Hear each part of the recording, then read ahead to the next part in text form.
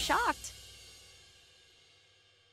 Welcome back, Crackle Addicts. I'm Lupine Fiasco, this is Daily Fab Gameplay, and there is a ton to talk about this week. Additional Hunted spoilers were released last Thursday, and Worlds Osaka finished up just 3 days later. I'm intending to dig into the Hunted and what the second round of spoilers means for Fray later this week, and I have plans to interview Mercy Vikel about her Flesh and Blood journey for a later episode. Today, though, I'm going to examine the differences between Mercy's World's Top 2 Aurora deck and my own, and explain how they're influencing my deck building choices. If you haven't already done so, please consider subscribing to my channel. You'll see this deck in action during gameplay reviews and hear all about Aurora theory crafting. Links to my Blue Sky, Twitter, and Discord are available in the video description below, where you will also find my Patreon, where you can subscribe to get access to my sideboard guide and weekly bonus content. At the highest level of play, most deck building is a team endeavor, and a few of the Metal Fab Tokens guys gave some input into this Aurora list.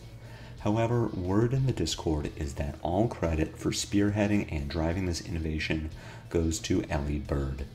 This deck is their baby, and what a golden child it is, picking up 2nd place at Worlds and 4th place in the Calling Osaka. The deck list is available on Fabry and credited to Mercy Vikel, or you can use the Fabry link to my list in the video description. At this point, it's the same deck. Where I would usually walk you through what I do and don't like about a top-performing deck, I'll instead run down the list of cuts I had to make and why I think those changes work so well. Starting with the cuts, Balance of Justice is at the top of the list. Balance has been good for a long time and continues to have a place in this meta. Half of the world's top 8 is capable of drawing 2 or more cards in a turn, namely Aurora and Dash-IO. Outside of top decks, we find classes like Brute, and heroes like Kano, Acilio, and Prism that will also draw as part of their better turns. However, Balance doesn't quite make it into the 80 for a few reasons. First, it isn't exactly a mirror breaker. While you can use it against enemy Auroras after they've drawn 2 cards with a combination of Channel Lightning Valley, Enlightened Strike, Gold, and Snatch, you would also rather just not let them draw. The situations in which you cannot prevent Aurora from drawing 2 cards are few and far between, and it'll always be better to deny their card draw unless you're significantly far ahead, in which case, who cares? As for Dash-IO, yes, it is helpful to be able to get an average of 5 points of value out of your headpiece, as the only times in which you won't get to use it are in the games in which you're significantly ahead. That said, Mercy had a different plan for Dio that would not have included Balance, even if it was in the list. More on that in a bit.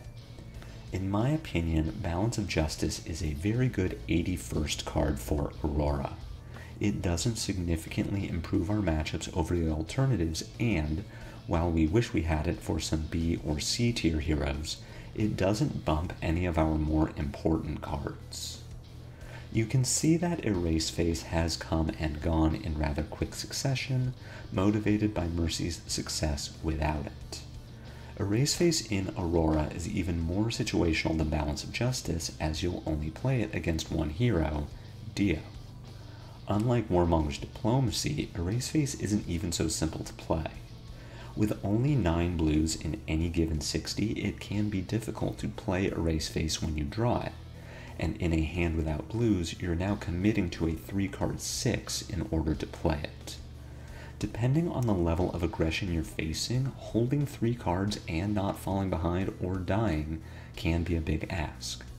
Consider too that Dio can completely cover Erase Face with armor if she has an item with which to galvanize adaptive plating, and even while needing to block from hand, Erase Face isn't guaranteed to stop Dio's turn.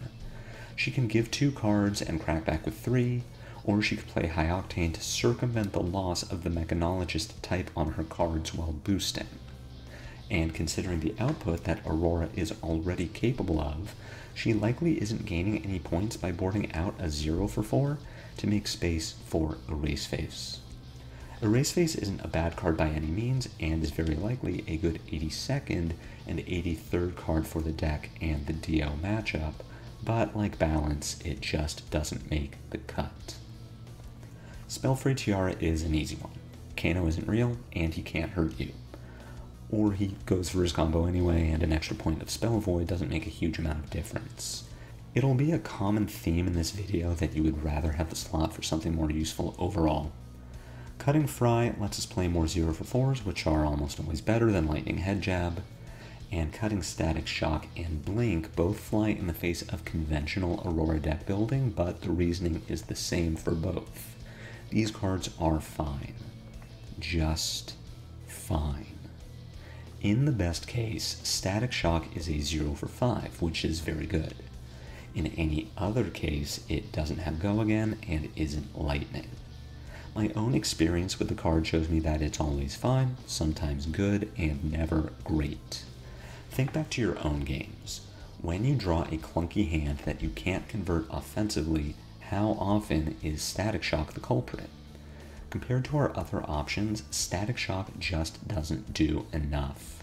It doesn't excel, it doesn't make our bad matchups better, and it rarely contributes to a turn greater than the sum of its parts. Blink falls into the same category. Yes, there are turns where it combos very well with Gaunt and Flash, but that's all it ever does. You can call it a 2-card 8 in a 5-card hand where you have a follow-up, but calling it a 2-card 8 period is rather disingenuous.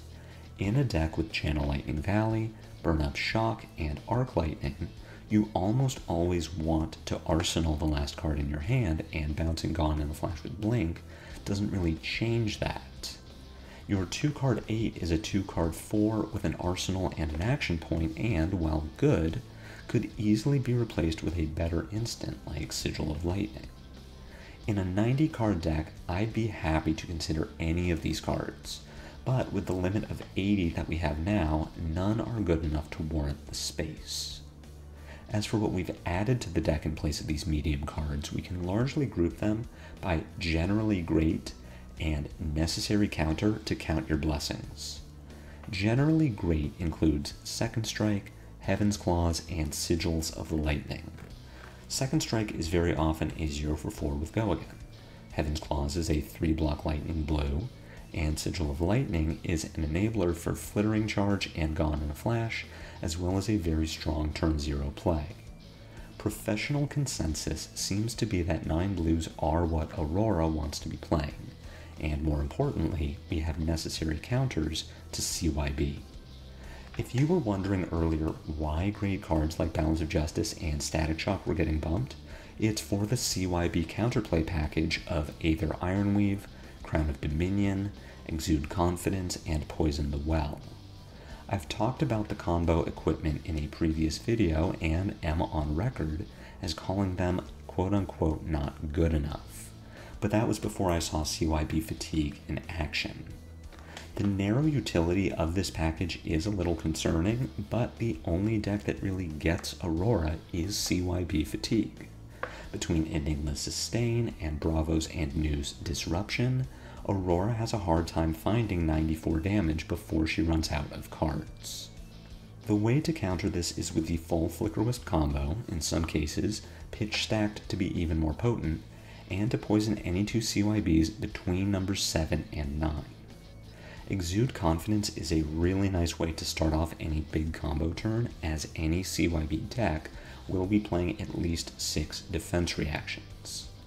The long and short of the situation is that CYB Fatigue, think Bravo, Enigma, and New, is the one archetype that consistently competes with Aurora. None of these are guaranteed to win, and in fact, pitch stacking a hand of double Arc Lightning, single Flicker Wisp, a blue, and an attack to take advantage of your Aether Ironweave and gold should be enough to punch through any of their remaining life totals. If not to win on the spot, your secondary goal is to force them to play a CYB that they might have been holding. Their counter to Poison Well is to not give you an opportunity to play it. If you're unable to push them to the point of needing to play CYBs 7 through 9, then your poison is useless. The reason that we need this anti-fatigue package is that if you don't have it available, you will lose. You need Poison the Well to counter CYBs number 7 through 9. You need the combo equipment to put a big enough turn together to either end a game or to force your opponent to play a CYB that you can poison. You don't need Exude Confidence, but it actively helps against the single matchup that gives us the most trouble. Cutting any of these to include fine cards is actively detrimental to your chance of winning, which is why they're cut.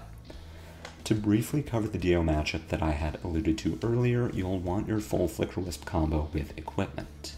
Our goal is to high roll the Dio by firing off our combo before they can find theirs. Barring that, you can put a big enough turn together to force Dio onto her back foot. As we saw in Mercy's semifinals game against Sam Sutherland, sometimes Dio can't apply early pressure and just dies. The list that Ellie built and Mercy piloted is very, very good. The play experience is smooth and the results speak for themselves. Now, we know that a banned and suspended announcement is coming November 11th, and Brian Gottlieb has all but confirmed that High Octane won't survive. Could count your blessings, join it. That would free up quite a few deck slots for some of these cards that aren't quite good enough, and would solidify Aurora's position as the best deck in the format. Stay tuned for that. You know that I'll have something to say about Aurora on the 12th. We're in the home stretch leading to Calling Portland, which I'll be competing in. Between now and then, we grind. You can keep up with my practice here and on Blue Sky. I will say that I will not be as consistent in posting between now and Portland. I'll be returning to my office for my day job 2 days a week. I'll be grinding for the calling, and I cannot promise that gameplay reviews and Aurora deep dives will be top of mind, but I will try to put out as much content between now and Portland as I can. Catch me later for more of that sweet, sweet daily fab gameplay, and until then, take care.